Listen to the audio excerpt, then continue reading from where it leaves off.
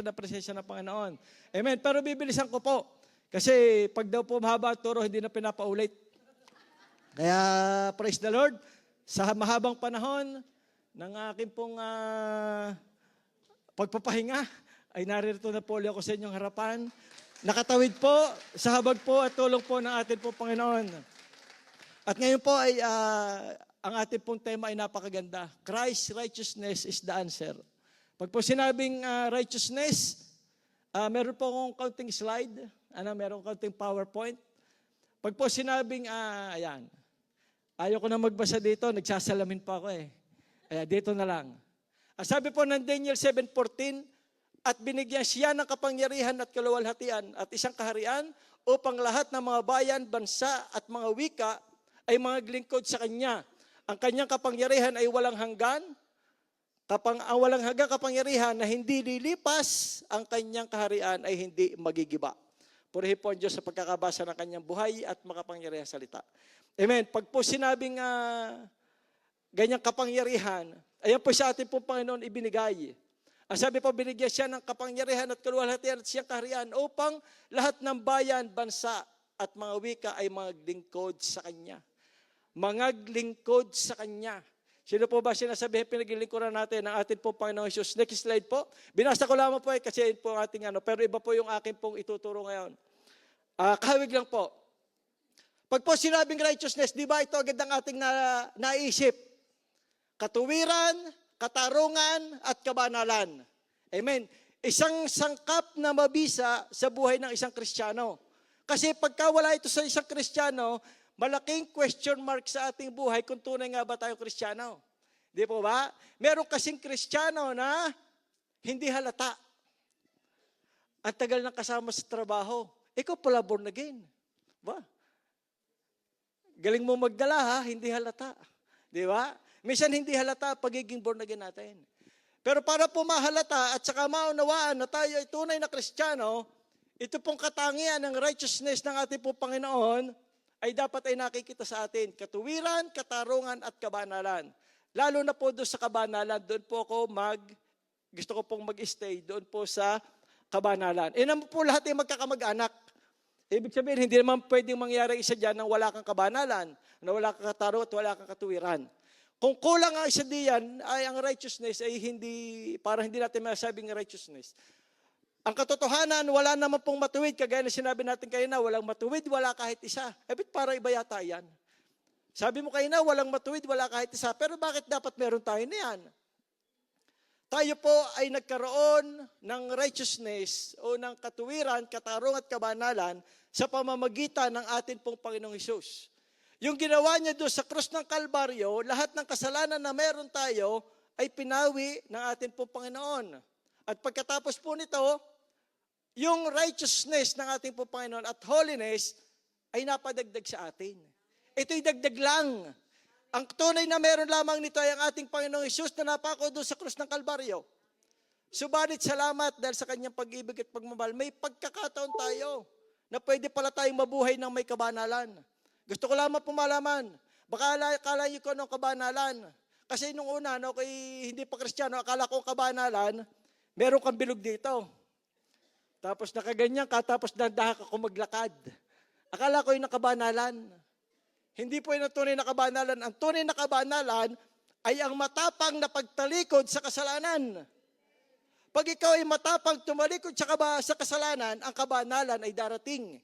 Napakasimple po naman ng ilustrasyon dahil pag ikaw ay malapit sa Diyos, malayo ka sa kaaway ng Diyos, sa kasalanan.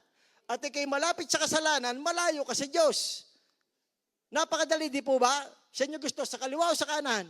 Sa kabanalan o sa kasalanan? Ganun lamang po yan. Pero kung tayo matapang na tumalikod sa kasalanan, ang kabanalan ay dumadating sa buhay ng isang tao. At meron pong benefits yan. Sabi ko, bibilisan ko kasi baka mapahaba ang explanation. Next slide po. Ayan, ang sabi daw, redeeming nation, doon po sa atin pong team. Katuwiran plus katarungan plus kabanalan. Meron pa yung sunod ang equals niyan, bukod sa redeeming nation, anointing. Ano po? Okay, redeeming nation, may benepisyo po. Pag sinabing redeeming nation, may sinabi po ang aklat po ng Joshua. Paki-slide po yung atin pong slide. Apostol po sabi ng Joshua, pag ang holiness at righteousness ng ating Panginoon ay nasa sa atin, mangyayari ito sa atin. Ang sabi na po ng Panginoon sa Joshua 1:3, bawat dakong tungtungan ng talampakan ng inyong paa ay naibigay ko na sa inyo, gaya ng sinalita ko kay Moises. Sa ibang salin, ang sabi ng Panginoon, sa mga taong binanal at tinubos ng Panginoon, anuman ang matungtungan ng ating mga paa ay magiging pag-aari ng Diyos. Ayan po ang benepisyo, palakpakan po natin ng Panginoon. Kaya yung redeeming the nation, ayan po ay nakaugnay sa sangkap ng isang Kristiyano, yung righteousness and holiness. Hindi mo pwedeng angkinin ng isang lugar na pag-aari ng Diyos kung wala ang sinasabing righteousness ng ating po Panginoon. At meron po itong benepisyo. Ang unang benepisyo, mariredeem natin yung lugar kung saan tayo nadoon. Kasi kung saan tayo naroroon, magiging pag-aari ng Panginoon. Isipin nyo, ilan tayo dito?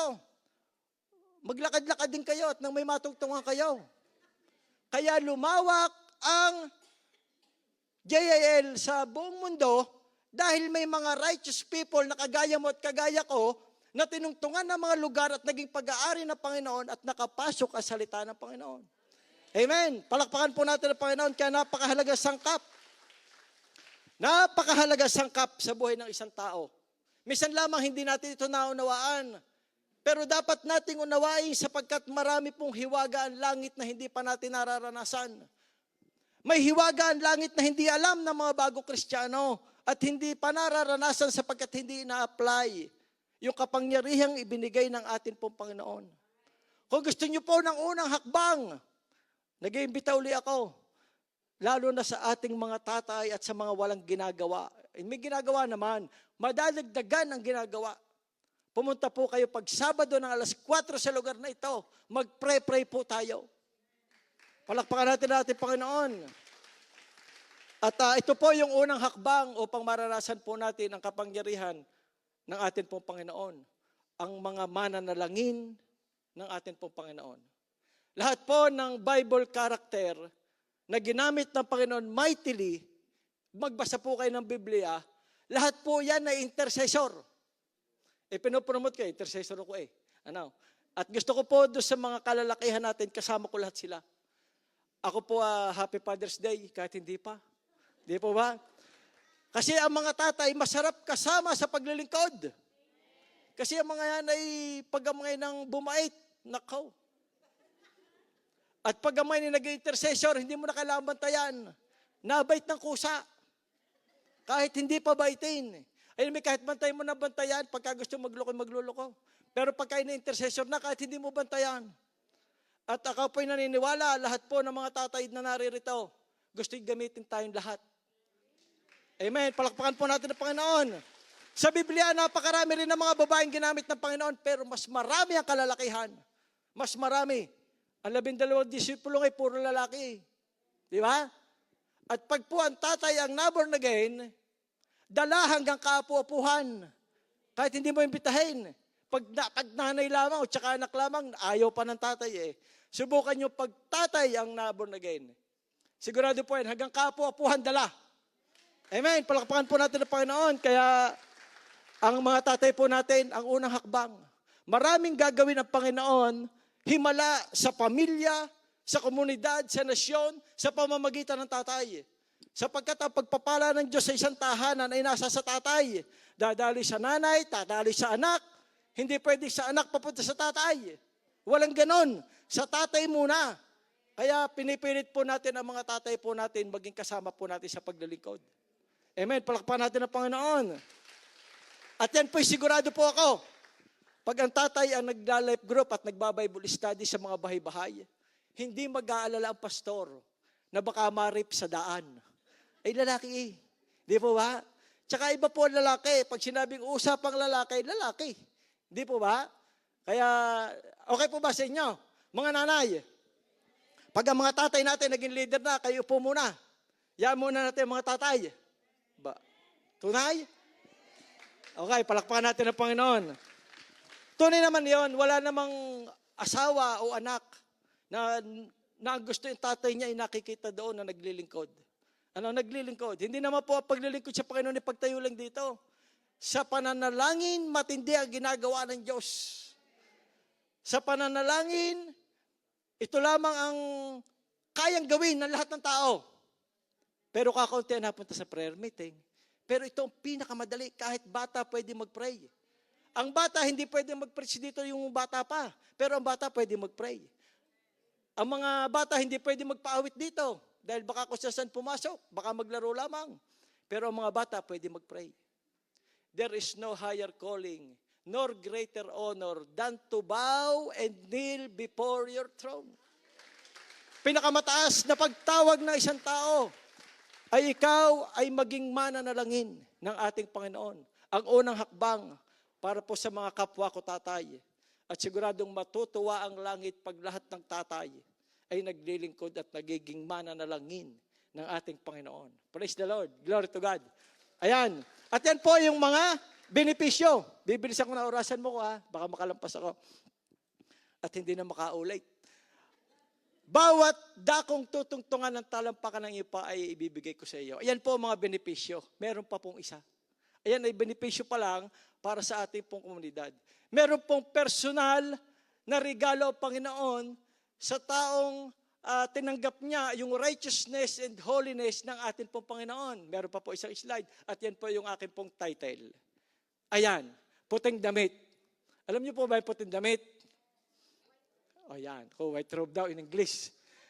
Doon po sa Pahayag 3, 4, and 5, pwede po ba natin basahin? Sa Revelation 3, 4, and 5, okay lang po ba sa inyo Tagalog? Hindi ko na English yan, Tagalog talaga yan. Ngunit mayroon kang ilang pangalan sa Sardis na hindi nangagdumi ang kanilang mga damit.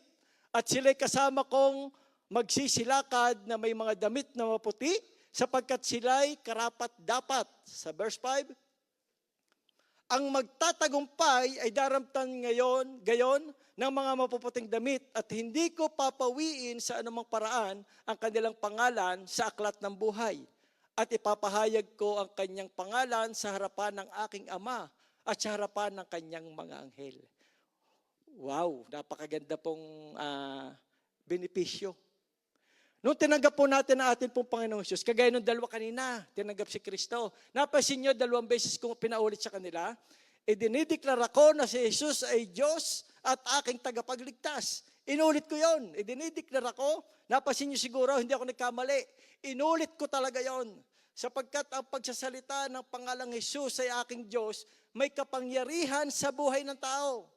Hindi man niya naunawaan ngayon, ipapaunawa ng Diyos ang mga salita niya sa pamamagitan ng deklarasyon ng kanyang labi na si Jesus ay Diyos ng kanyang buhay. At simula na tinanggap po nila ang ating Panginoon, tayong lahat, nagkaroon po tayo ng damit na puti. Doon sa langit, ito yung mga hiwaga ng langit na minsan na hindi natin masyadong nabibigyan ng pansin. Ito po isa sa mga benepisyo ng righteousness and holiness ng Panginoon na ibinigay sa atin. Isipin mo, meron kang puting damit. At ang puting damit na ito po ay bagay sa ating lahat. May kanya-kanya itong pangalan. Kaya pagka wala pangalan mo doon at salimpusa ka doon, na hindi ka na matatanggapin. Kasi sabi doon ay bibigyan ng puting damit. At maganda po dito, bagay yan. Naalala ko noon, nung buhay pa Sister Grace, pupunta kami sa outlet. Mamimili ng damit. Maghapon na kami naglakad. Pag-uwi, walang nabili. Ay, hindi daw bagay. Pero itong damit na puting ito, kahit sa atin, bagay ito. May pangalan sa atin ito. Amen. Ang sabi po dito, ito pa isa sa mga benepisyo. Ito po yung dahilan kung bakit po ako nagpapatuloy sa Panginoon. Itong isa sa mga motivation namin pong pamilya. Kami pong, nung nabubuhay pa Sister Grace, ito po yung aming motivation. Yan ang goal namin. Bukod doon sa crown, ang crown bago na, dito na muna tayo sa puting damit. Yung puting damit na yan, ayan ang pinakananais ng lahat ng mga Kristiyano na makamit niya pag siya humarap sa atin pong Panginoong Hesus. At yan ang aking inaasam-asam. Si Sister Grace, meron na yan. Nagpapahili sa akin Sa panaginip, meron na raw siyang puting damit. Sister Grace na nakalagay. Tayong lahat meron din dyan. Pero meron pong dapat tayong gawin bago po natin makakamit yan. Ang sabi po diyan, ang magtatagumpay ay daramtang gayon na mga mapuputing damit. Ang magtatagumpay. Ibig sabihin may labanan. Pag sinabing may tagumpay, may labanan. Hindi pwedeng nagtagumpay ka, walang laban. Ano yun, nabili mo ng saldi, regalo. Binigay sa atin ng Panginoon nung tayo po ay tinanggap natin si Kristo, nagkaroon tayo ng takbuhin. At ang takbuhin ito hindi madali. Minsan ay kurba, minsan ay lubak, minsan ay madulas. Sa pagpunta natin, sa paglakad natin sa mundong ito, sa pagtakbo natin, hindi lahat ng sitwasyon ng buhay natin ay maayos. Hindi ba kayo nanawa dito sa buhay na ito? Sa totoo po, noong pong panahon na ako ay down na nawala si Sister Grace, ang lungkot ng buhay. Pag may namamatay, naiinggit ako ng kaunti. Dahil makikita na nila si Sister Grace. Noon pong panahon noon, ganun po yun ang akin pong testimony. Kami po ay masayang pamilya. Napakasaya po namin pamilya. Si Levi, Sister Grace, tsaka ako. Walang araw na hindi kami nagtatawanan. Masaya talaga kami. Ako naman ay mahilig magbiro. Si Sister Grace malakas tumawa. Ang aking anak ay taga-tawa lamang. Kompleto na kami. Sa totoo po, hindi po ako nag-overtime. Umuwi ako sa bahay dahil gusto kong kasama ang aking mag-ina. Nariyan si Doc. Katrabaho ko po si Doc. Si Doc Henry. Ate pong dentista. Gusto niya ng operta. Meron po yung oper. Pustiso. Lahat bagang, pati sa harap. Mura lang. Ayan. No, joke lang po, paano lang po na kaunti. Para hindi kayo masyado tayong seryoso Pero yun po, totoo. Masaya po kami pamilya. At ilalaban ko talaga ang pamilya namin sa pasayahan.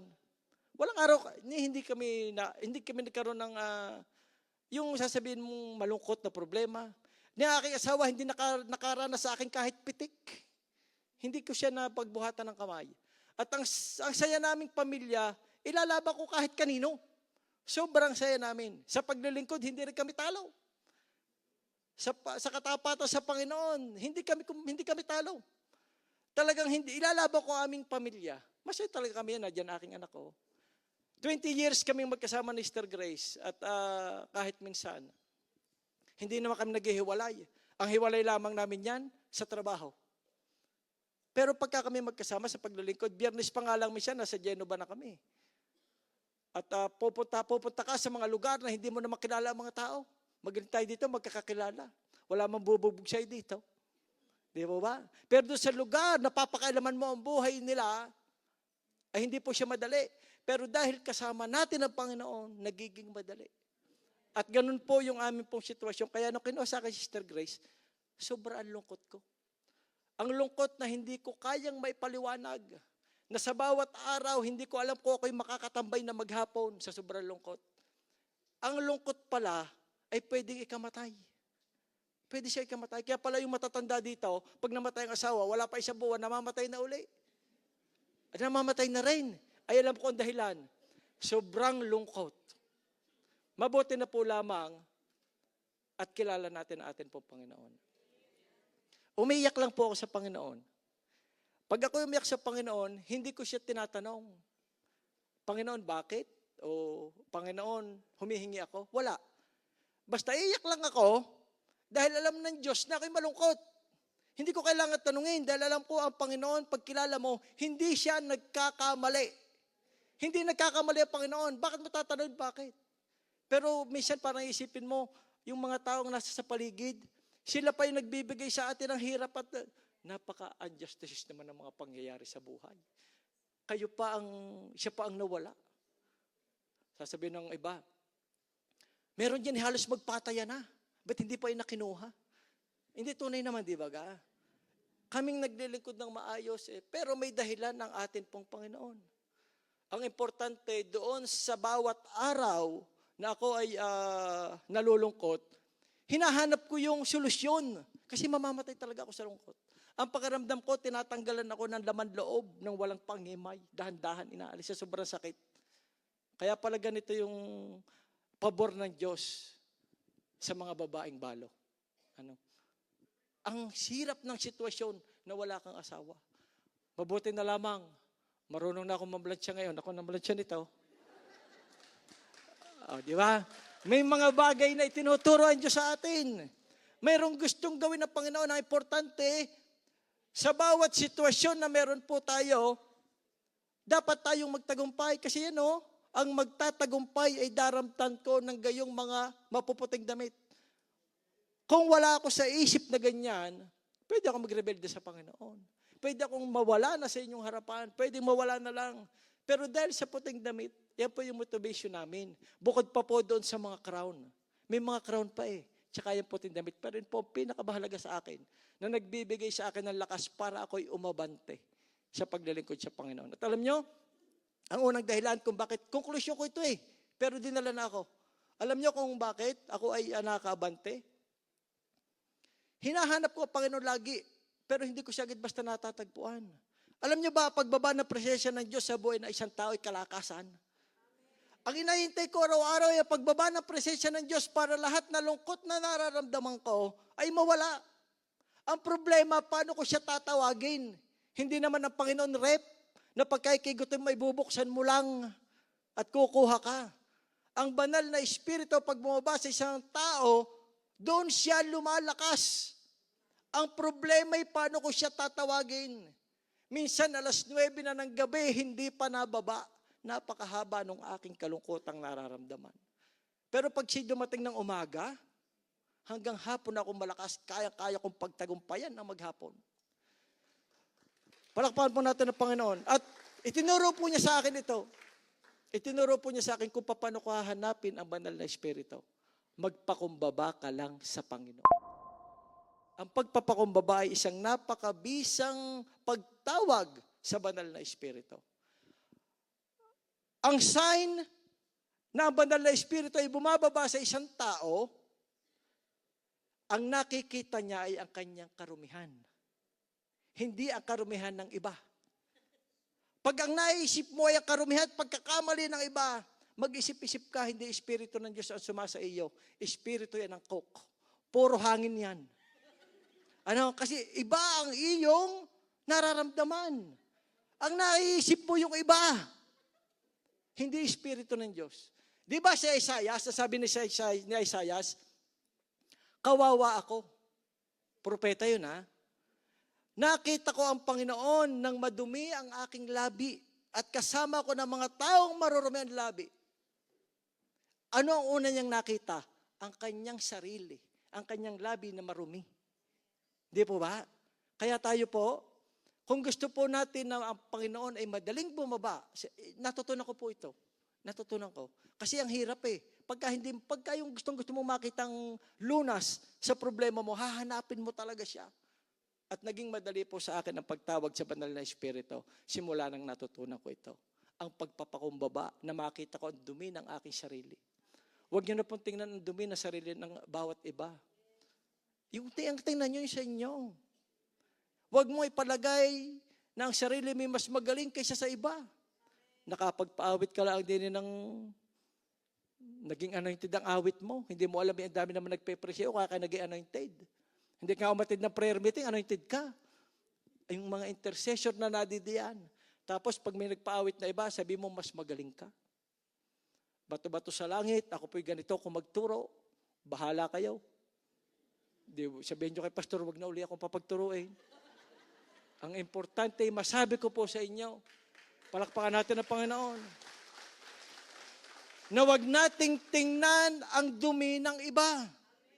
Alam niyo po ba na nagiging dahilan kung bakit ang banal na espiritu hindi bumaba sa ating kalagitnaan? Dahil ang pagmamataas ay nadoon. Subukan niyo lang po na magpakumbaba tayo at makita natin ating sarili. Ang lahat po ay nagkakamali. Kung nagkamali sila, wala na bang kapatawaran? Gusto niyo, impyerno na. Kaya pagka yung sabi, madumi ang labi, at kasama ko ng mga taong madudumi ang labi, kung bakit nao siyang marites.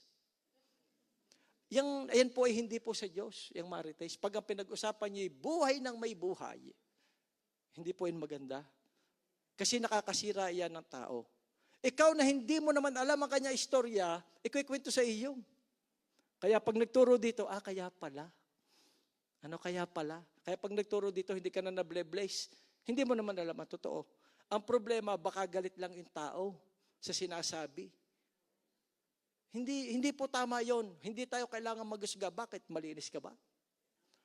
Walang malinis sa harapan ng Diyos. Ang pinakagusto ng Panginoon, righteousness and holiness na Panginoon ay maranasan natin, magpakumbaba tayo. Ang makita natin na ating karumihan. Ano ba tayo dati? Ano tayo ngayon? Hindi po ba? Salamat sa Panginoon, ngayon tayo ganito.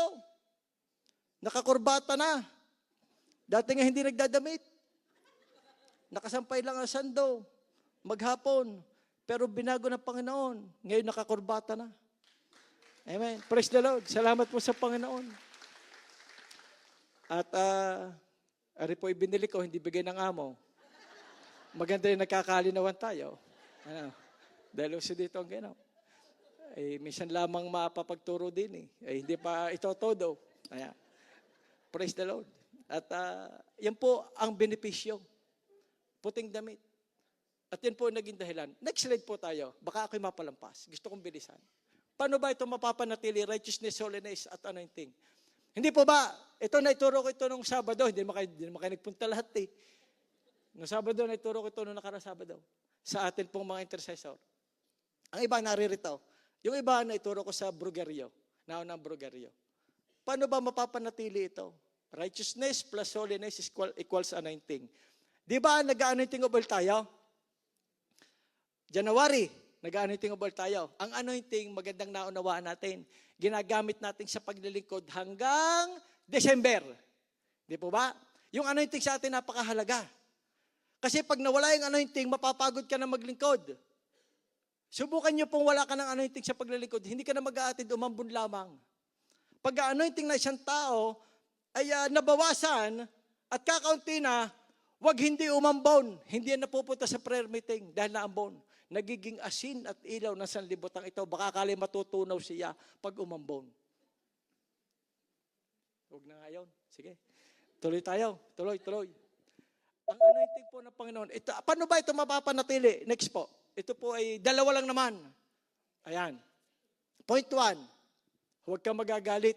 Sabi doon, kung magagalit man tayo, huwag tayo magkakasala. Tandaan niyo po ito napakahalaga po nito. Kayo'y magagalit at huwag kayong magkasala. Huwag lumubog ang araw sa inyong mga galit. Sa ibang salin, kung kayo magagalit, bago lumubog ang araw, ay patatawarin mo na. Amen.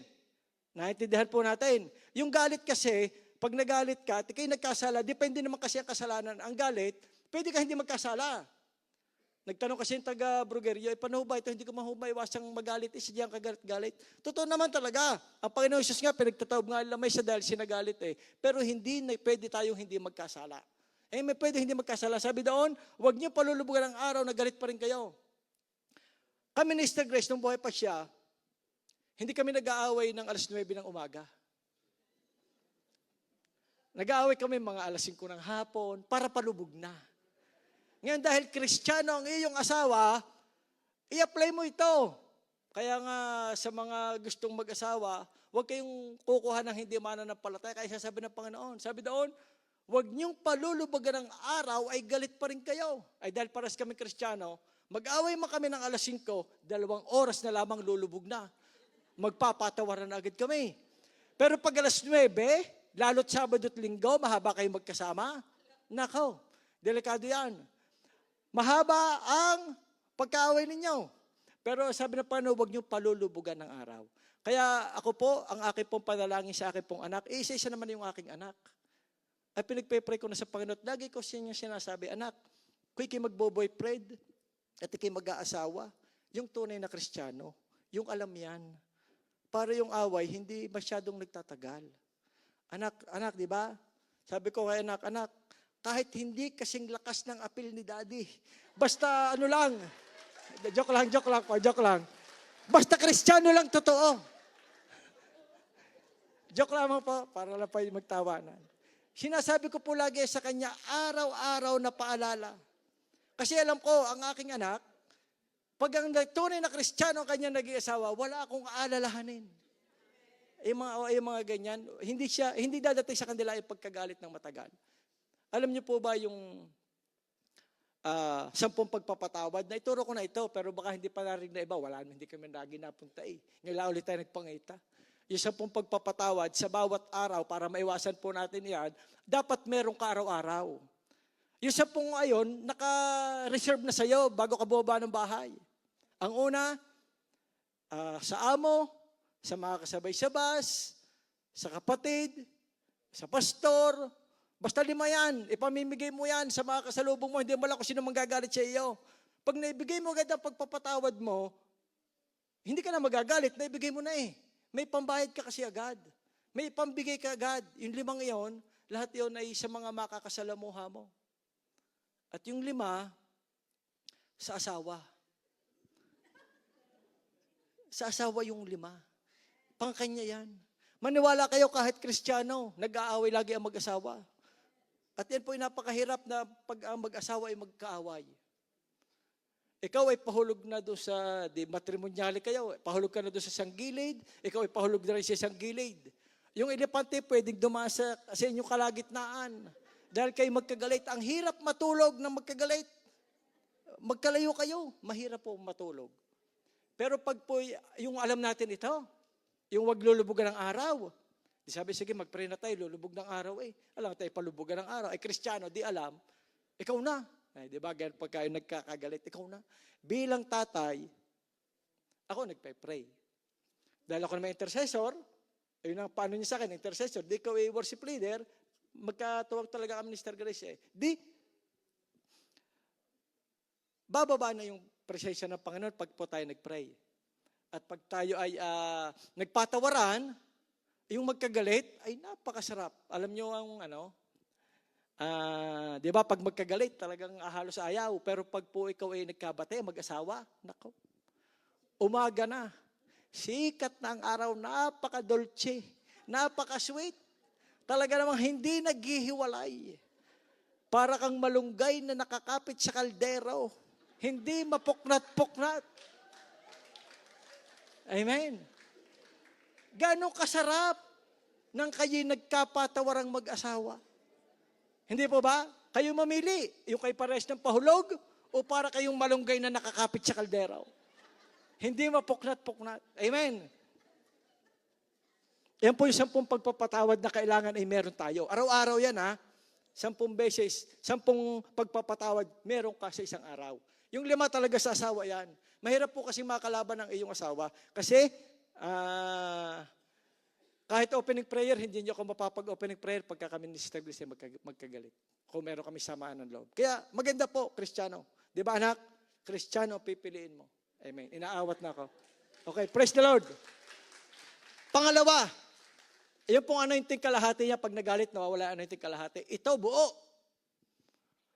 Kayo'y sa inyong amang dyablo at ang nais ng inyong ama ang ibig ninyong gawin. Si isang mamamatay tao, buhat pa lang una. At hindi nananatili sa katotohanan sapagkat walang katotohanan sa kanya. Pagka nagsasalita siya ng kasinungalingan, ay nagsasalita siya ng mga ganang kanya sapagkat siya isang sinungaling at ama nito. Tayo po'y nabubuhay sa katotohanan, sa banal na kasulatan, sa Biblia. Ang Biblia ay katotohanan, si Jesus ay katotohanan. Ang kalaban ng katotohanan ay ang kasinungalingan. Kaya pag pumasok sa atin ang pagsisinungaling, ubos agad yung ating anointing. Kaya minsan ka-anoint pa lang ni pastor, ay February pala may ubos na, ay paano gagawin natin yan? Ay hindi natin nababantayan. Hindi natin nababantayan. Ayun pong pagsisinungaling. Nagkakaroon ng access si Satanas sa ating buhay pag nagsinungaling ka. Kasi, produkto niya yan. Bakit mo bibilhin? Produkto ni Satanas, pagsisinungaling at galit. Ba't mo bibilhin? Ay di, pinromote mo pa si Satanas sa iyong buhay. Paano mariredim ang nasyon? Hindi po ba? 2 lamang po yan. Huwag na natin kadamihan. Daming-dami, wala man kayo matandaan. Tama na ang dalawa. Ano? Ayan, 15 minutes na lang ako. Huwag tayong magsisinungaling at huwag tayong magagalit. Kung magalit man tayo, huwag tayong magkakasala. Dalawa lamang ang nag-iingat sa anointing natin. At napakasarap na pagtayo mo dito, may anointing ka dahil iningatan mo. At yung puting damit, sabi doon, ay magtatagumpay. May tinuro po ako dito sa mga taga-Bruguerio. Sino po, meron ba kayo kalendaryo ng Isilungga? Para mabantayan natin ating puso, humingi kayo doon. At sa bawat araw, pagka kayo tutulog na, chechikan nyo, kesa nyo, yung inyong buong maghapon. Kung kayo ba'y nagalit o kayo ay nagsinungaling. Para po ito panlaban sa mga bagay na, kasi pag nakita mo marami ka ng check, maano ka na masanay ka na. Tsaka, mas marami ang check ko Ewan ko si Brother Bernard kung ano na mas marami ang check ko case. Kasi yan po ay lagi kong kasama ngayon, si Brother Bernard. At may mga check na din naman, kasi naman dati lahat na X. At least ngayon may check. Di po ba? Gawin po natin ito kasi napakaganda po nito. Itinuro po ito sa amin sa Besme ni Pastor Bubot. Noon po kami nag-Besme doon sa yung first batch. Itinuro po ito sa amin para mabantayan natin ang ating mga puso. Kumuha kayo ng kalendaryo. Tapos pagdating ng hapon, sabi ni Brother Bernard, naku po, Pastor, alas 5 na naikesan pa. Nangihinayang siya. Ang tagal nang itiniis mula umpis na umaga hanggang alas 5. May nabasa lamang yun May nabasa lamang sa group chat. Hindi ko sabihin kung sino ka group chat mo doon. Pero hindi mo nabantayan. Isipin mo, pagkagising mo, binantayin mo na huwag kang magalit, tapos alas 5 na, kakaunti, natutulog ka na, naikesan pa. Pero maganda po, meron po nito. Kasi nakikita mo araw-araw kung anong ginawa mo kahapon. Dapat ang mga Kristiyano mas mabait ngayon kaysa kahapon. Amen? Gusto niyo po ba yan? Mas mabait kayo kaysa kahapon? Ay bukas, dapat mas mabait. Araw-araw ay bumabait po tayo. Amen? 15 minutes na po ako. Okay, maliwanag po ba tayo? Maliwanag po tayo. Gawin niyo po yan. Hanggang ngayon, ang mga taga-Bruguerio, pag nakikita ko, kamusta kalendaryo? Ayos. Dadalawa ang X. At least, dadalawa. Ay dati nga di araw-araw. At least ngayon ay nakaka-check na. Nababantayan natin ang ating puso sa mga ganitong bagay. Hanggang sa masanay tayo, na hindi mo na tinichinechikan yan, alam mo nang check ka ng lahat. Amen. Palakpakan po natin ang Panginoon. May natututunan po ba kayo? Amen. Sunod po tayo. Tatapusin ko na. Sunod pong slide. Okay, sunod na rin. Nasabi ko na yan. Warning na pala tayo. Sabi po ng Panginoon, hindi ba ninyo nalalaman na kayo templo ng Diyos at ang Espiritu ng Diyos ay nananahan sa inyo? Kung gibayin ng sino man ang templo ng Diyos, igigiba ng Diyos sapagkat ang templo ng Diyos na banal. Okay. Ang templo ng Diyos ay banal na ang templong ito ay kayo. Tayo ang templo ng ating po Panginoon. Ang banal na Espiritu ay, kaya nga banal na Espiritu nananahan sa atin. Saan siya mananahan? Doon sa hindi banal? Mananahan niya sa mga taong banal. Na binanal ng ating pong Panginoon. Ang Panginoon, mananahan siya doon. Kung tayo po, pupunta tayo sa isang comfort room, sa CR. Subukan niyong pumunta ng comfort room sa Pilipinas. Basa, madumi, mapanghi, mapalaw. Hindi ka wili-wiling puntahan. Pero dito sa Italia, for the glory of God, narito tayo, kahit dito pwede ka kumain sa loob ng CR, ng banyo, di ba? Kasi malinis. Ang banal na Espiritu, kahit anong klaseng merong katao, basta ang kabanalan ay nasa sayo, dadating ang banal na Espiritu.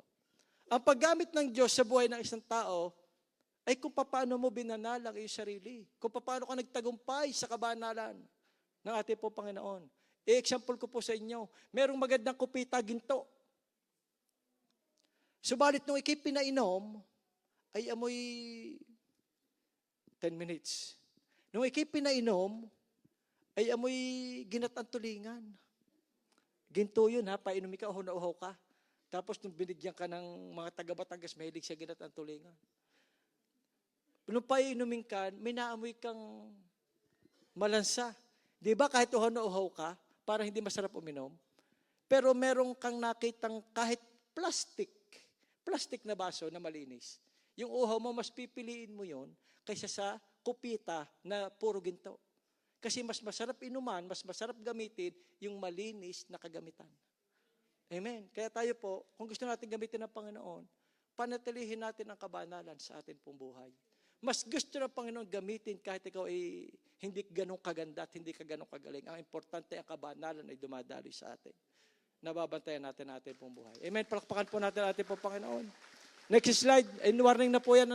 Warning. Templo ng Diyos. Ang sabi doon, walang salang kayo ay parurusahan ang sino mang magsira sa templo ng Panginoon. 2 Corinthians 5:17. Kaya't kung ang sino man ay nakay Kristo, siya'y bago ng nilalang. Ang dating bagay ay nagsilipas na, narito silang pawang naging mga bago. Mga bago na tayo, di ba? Babait na nang naririto, di ba? Ang mababait, pumalakpak. Ba? Hindi pa lahat ay mabait. Okay, pumalakpak pa sa Panginoon. Ang pinabait na Panginoon. Ayan. Para po sa Panginoon. Amen. Ang kagaya po niyan, ito pa yung warning, isa sa mga warning. Kasi yung ating dating pagkatao, hinubad, sabi doon, tinanggal. Parang jacket, tinanggal. Ang problema ng tao, inihahangir pa. Kaya minsan napapasuot ulit. Hinubad ng Panginoon at binigyan tayo ng damit na puti. Nilinis tayo ng Panginoon doon sa ating mga bisyo. Yung ating pagsusugal, ating pag-iinom, paninigarilyo, pambababae, ngayon ang lalalaki na. Di po ba? Inalis na tayo lahat ng Panginoon dyan. Hinubad na ng Diyos. Parang jacket yan. Pagka hinubad ang jacket, sunugin mo at itapon mo na. Huwag mong ihahangir. Minsan kasi inahangir pa eh. Kaya minsan bumabalik. Pag nagka-problema, parang mas bagay uli sa akin itong hinubad ko. Kaya bumabalik, nawawala yung dating pagkatao na lumipas na. At hindi po nagiging magandang patotoo ang buhay natin. Paano natin mariredeem ang nation? Kung yung jacket ay isusuot mo uli, yung dati mong jacket. Kaya minsan paulit-ulit ang mga tao, ang tagal magbago. Per favore, huwag nyo nang ihangir. Sunugin nyo na ang dating pagkatao dahil tayo bago, dahil kay Kristo. Amen. Praise the Lord. At next slide po, parang tapos na naman yata ako. Ayan, pagpapakumbaba, nasabi ko na yun eh. Yan po ang aking conclusion kanina. Amen. Kaya kung gusto po natin na manatili ang kabanalan ng ating Panginoon sa ating pong buhay, manatili po tayo. Sige po, tapos na ba? Tapos na yata, no? Isaiah yan. Yan ang kanina binasa na natin, nasabi na natin. Tapos na po siya. Kaya ngayon pong umagang ito, sa ating Panginoon, napakasarap po na yung damit na puti ay manatili po tayo doon. Yung darating ang panahon, yung damit na puti ay ibibigay sa iyo. May pangalan mo, Ramil Malabanan. Walang makakakuha noon. At sa ating pagtakbo dito sa mundong itong magulo. Napakagulo ng mundo. Ang sabi ng Panginoon, padumi. Pag hindi mo siya nilabanan at hindi ka nagtagumpay, mawawala po tayo. Pero dapat yung puting damit ay makuha po natin. Amen? Kaya sa oras po ito, habang tayo po tumatayo, Christ's righteousness is the answer. Last na. Habang kayo nakatayo, okay lang, nakatayo kayo. Last na ito. Sa buhay po natin, napakadami po ng mga injustices. Totoo yun ha. Kahit sinasadya o hindi, napakarami ng injustices sa mundo. Hindi mo alam. Kaya lang minsan, pag hindi mo talaga alam ang buhay, minsan sa church, kahit tayo nagbabasa ng salita ng Panginoon, may mga nakakaligtaan tayo. Alam niyo po ba yung napakaganda nung ating anniversary? Napaka-anointed ng ating drama dito. Yung alibughang anak. Ibinugang anak. Ano ba gayon? Basta ni anak. Marami tayong nakita doon na hindi naman natin napapansin minsan pag tayo nagbabasa ng Biblia. Di po ba? May mga salita ang Panginoon na minsan na hindi natin napapansin. Bukod po doon sa yung istorya, dahil istorya lang naman siya, naging drama natin dito, doon pala sa eksena ng May Marites. May nakita ko Martis doon sa ating drama. At bukod doon, may nakita ako. Kaya pala mabilis mapuno yung ating bidoni dyan. Si Brother Leo nagtatapon. Nakita ko doon sa drama ngayon. Pero meron pa rin po tayong hindi nakita sa istorya. Di ba lahat naman tayo halos nag-encounter na dito? At sa encounter sa God's fatherly love, lagi itong itinuturo. At kitang-kita natin yung pagmamahal ng Diyos sa kanyang anak na nagkasala. Di ba? Alam natin ang istorya. Hindi na kailangan explain. Kasi yun siya. Namayat na nga yung tatay dito, saka entay. Yung nung nagdrama tayo dito. Ang kita natin doon, yung pagmamahal ng Ama na lagi nating nakikita. Pero sa pangyayari pong yun, sino po ba talaga ang tunay na nakatanggap ng injustice sa kanyang buhay? Inyo pong isipin. Meron po doon na hindi napapansin. Na nagkaroon ng malaking injustice sa buhay niya sa pangyayaring yun. Alam niyo kung sino? May nagsasabi, yung anak, yung kapatid. Tsaka nakita ko din doon, may kapatid parang babae siya. Yung halimugang anak. Hindi, ganun pa makwento siya. Kwento siya? Para lamang, total, wala din naman kayong ginagawa, kaya sumama na diyan. Ibig sabihin, nabuo naman yung kwento at nakita natin yung pagmamahal ng ating po Panginoon. Sabi ng iba, pag nagtatanong ako, kahit sa encounter, hindi man ito nasasabi, sino ba talaga yung tunay na naapi at tunay na naargabyado doon sa sitwasyon na yun? May nagsasabi, yung tatay, kasi kinuha yung yaman. Magsasabi yung kapatid, dahil hindi pinaghanda, kinuha pang kalahati, ay hati pa ulit sila doon, di 1/4 na lamang. Mga injustices, pero hindi natin nakikita. Meron pong isa na higit na nakatanggap ng injustices dito. Alam niyo kung sino? Yung pinatabang tupa. Guya pala. Yung pinatabang guya. Nakakatawa, di ba? Di ba may nabasa tayo doon? Nung bumalik ang anak, ipaghandaan nyo yan. Bigyan ng singsing, bigyan ng payapak, bigyan ng magandang damit, at patayin ang pinatabang guya. Isipin mo, walang kinalaman sa paglalayas mo, yung pinatabang guya ay siyang pinatay. Nagreklamo ba yun? Di ba hindi? Parang tayo din. Anong kinalaman ng sa isang anak ng Panginoon para ipako sa ating kasalanan? Hindi ito napapansin minsan natin. Pero ang injustices na nangyari sa sitwasyong ito, anong magagawa ng pinatabang guya? Wala siyang kalaban-laban, hindi siya pwedeng umimik. Ang ating Panginoon, nung inialay niya kanyang buhay sa atin, hindi siya umimik, kaunti man. Minsan sa buhay natin, nawalan ka ng trabaho, may mga bagay na pangyayari sa buhay natin. Ganun agad ang ating sitwasyon. Tatalikod tayo sa Panginoon. Pero ang Panginoon, yung pinatabang guya, wala siya kinalaman doon. Pero siya ang pinatay. Ang Panginoon, siya nag-alay ng buhay. Sa tingin niyo yung pag-ibig ng Ama sa ating lahat. Nung siya ay pinapakot, pinapahirapan, sa tingin niyo yung anak, yung Ama nakakatingin sa anak. Hindi kayang tingnan ng Ama ang kanyang anak na pinarurusahan ng mga taong nilikha niya. Kung ako ang sasabihan ninyo, ialay mo yung anak para sa kaligtasan ng mga tao. Magkireklamo ako. Marami naman diyang mga 5 anak, diyan na lang kayo kumuha. Ang aking isa-isa'y kukuhanin pa. Ibig sabihin yun ang yaman mo. Yun ang yaman ng langit. At hindi makita ng Ama, hindi matingnan ng Ama sa langit ang kanyang anak habang ipinapako ng tao. Dahil sa sakusakong kasalanan ng sanlibutan. Pero ang pag-ibig ng Diyos ay gano'n na lamang sa atin. May pagkakataon tayo na tayo ay magkaroon ng puting damit. Ang holiness at righteousness ay labanan. Ilaban mo ang ginawa ng ating Panginoon para ikaw ay magkaroon ng kabanalan at kaligtasan. Ilaban mo naman.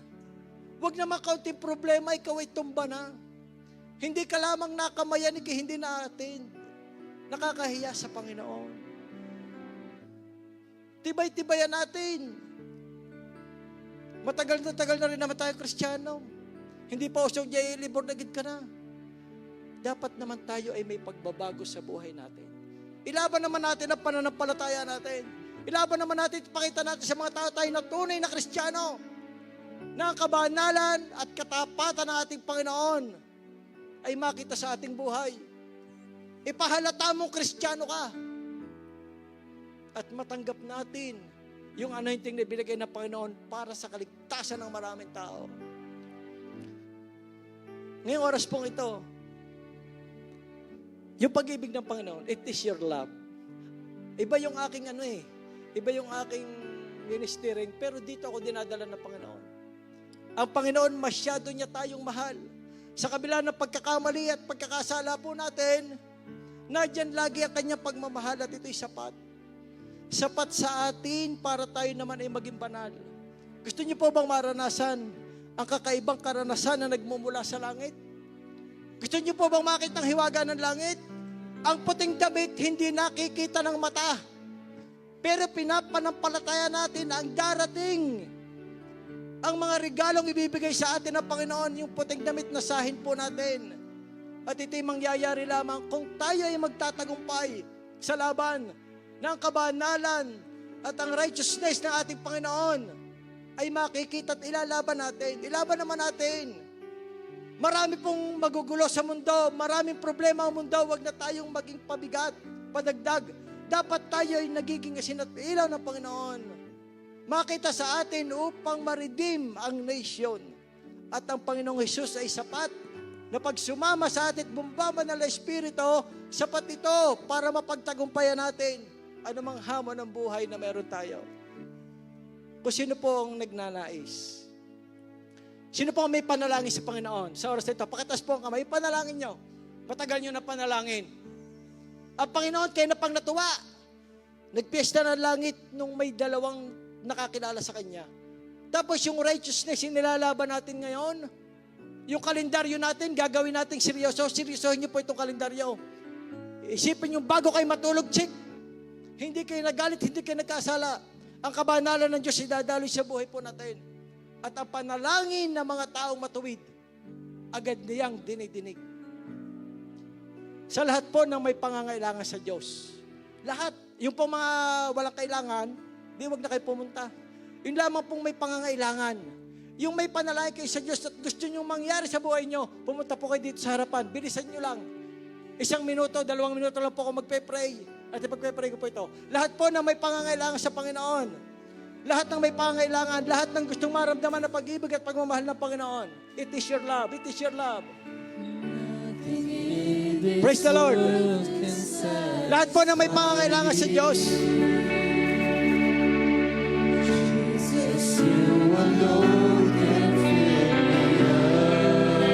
Problema sa pamilya, problema sa pinansyal, sa kalusugan, mga sitwasyon sa school, mga kabataan. Lumapit tayo sa Panginoon sa oras na ito. Lahat po ng may pangangailangan. Ang pag-ibig at pagmamahal ng Panginoon ay sapat.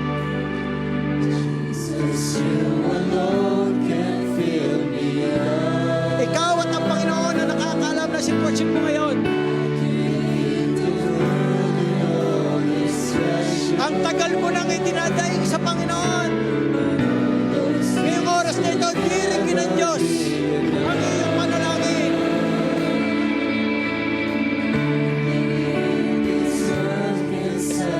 Patutunayan ng Diyos na siya'y totoo at tapat.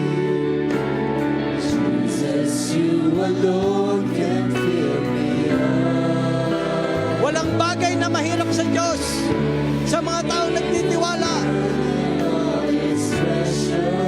And all these things will never be enough. Pakitaas po yung ating kamay, pakitaas ang ating kamay. Habang tinatanggap po natin ang kasagutan ng ating panalangin.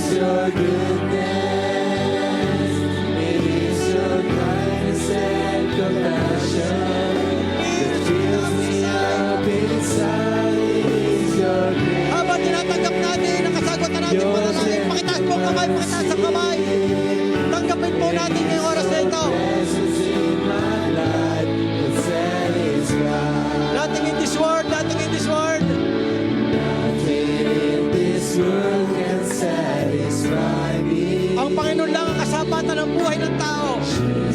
you alone can fill me up. Binabago niya ang sitwasyon habang ikay umaawit. Kapangyarihan ng pagsamba. Gamitin po natin ang kapangyarihan ng pagsamba. Those things would never be. Pag ang Diyos ay natuwa sa pagsamba mo, bababa ang langit sa iyong kalagitnaan. Magbabago ang sitwasyon. Wala kang gagawin kundi manampalataya at sambahin ng totoo. You alone. Ang lumikha sa iyo. It is your love. Create the world and all is special. And all this thing Those things would never be enough. Tanggapin po natin ang himala ng Diyos. It is your love. We give you praise, oh God. We give you praise.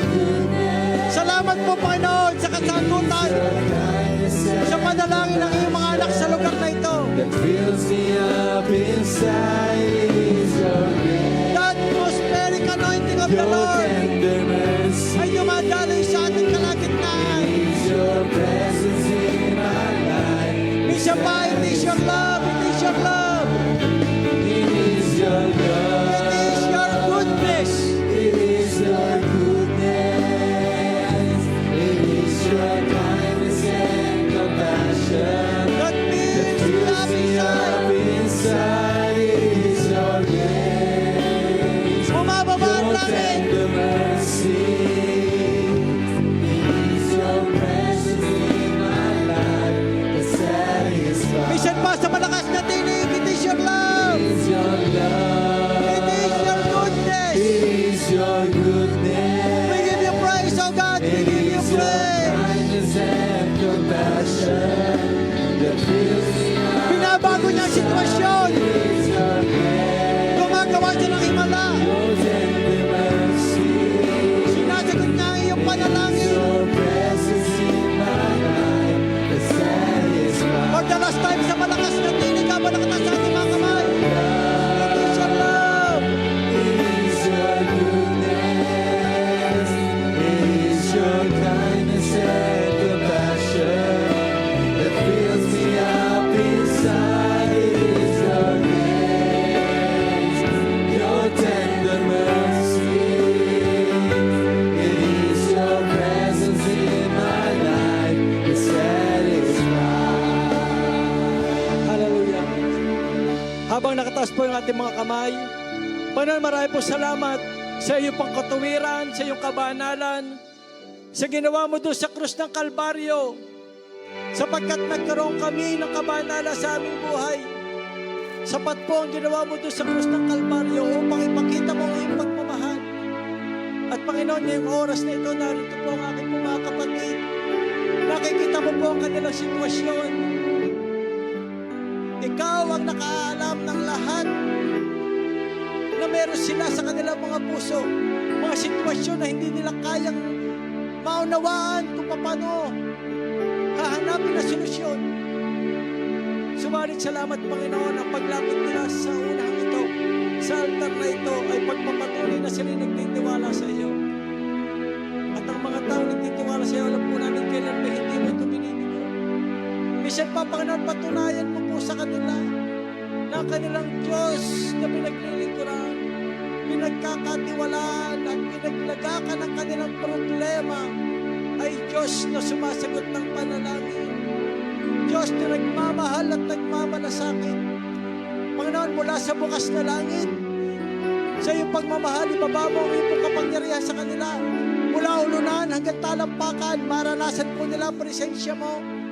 Ang kasampatan ng buhay ng tao, ang katunayan na sinasagot mo ang kanilang panalangin, ay ang maramdaman nila na sila iyong minamahal. Walang ibang nagmahal sa atin ng ganito, kundi ang Panginoon. Pag-ibig na hindi kayang sukatin, at ang di marilip na kapayapaan ng Diyos ay dadating sa atin, sa mga taong nagtitiwala. Salamat po pa na sa iyong pagmamahal, sapagkat sa oras na ito, ikaw ay may ginagawa. May ginagawa ka sa aming pong buhay. It is your love, it is your love. For the last time, habang nakita sa ating kamay, it is your love. It is your It goodness. is your kindness.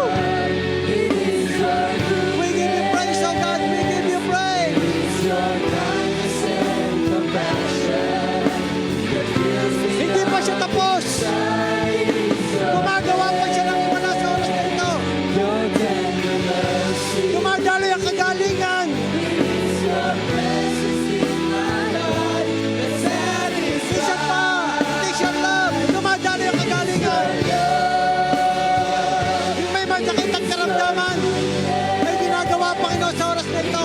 Your kindness and compassion. That fills me up inside. It is your grace.